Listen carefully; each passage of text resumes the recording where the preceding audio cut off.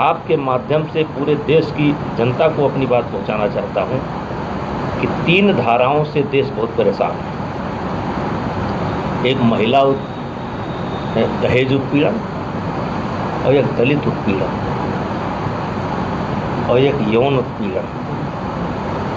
इससे पूरा देश परेशान है, क्योंकि इसको बनाया गया था संरक्षण के लिए कि किसी महिला के साथ अगर कहीं अन्याय होता है, अत्याचार होता है, किसी कमज़ोर दलित के साथ कहीं अन्याय अत्याचार होता है, दहेज के नाम पर अगर कहीं अनाचार अत्याचार होता है, तो इन तीनों धाराओं को अब लोगों ने अपने अपने विरोधियों को परास्त करने के लिए एक माध्यम बना दिया।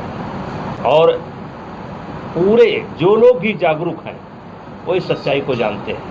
अगर सामने वाला निर्दोष पाया जाए तो इनके ऊपर स्वयं कानून को गंभीर कार्रवाई करनी चाहिए और इससे दूना दंड इनको लगाने वालों के ऊपर रखना चाहिए। हम अपनी बात नहीं कर रहे हैं, 3 की बात कर रहे हैं। दूना दंड रखना चाहिए। अगर इसमें 10 साल की सजा है तो उसमें 20 कर देना चाहिए, क्योंकि हथियार बना लिया गया।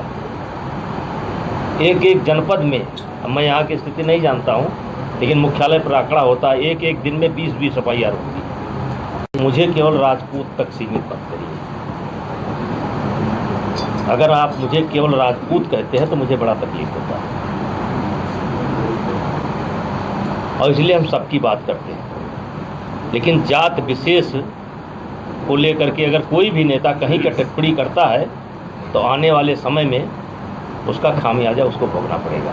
सर, जातीय जनगणना के बाद कहा जा रहा है कि प्राइवेट में नहीं, जातीय जनगणना के बाद बम फूटेगा और हम लोग इस देश से बाहर चले जाएंगे, यानी सवर्ण इस देश से बाहर चले जाएंगे। हमारे लिए कोई अलग देश बनेगा। विपक्ष का कहना है कि हम आपका जवाब दे चुके। जातीय जनगणना के बाद एक बम फूटेगा और सवर्ण जो इस देश के अंदर हैं वो आसमान में चले जाएंगे।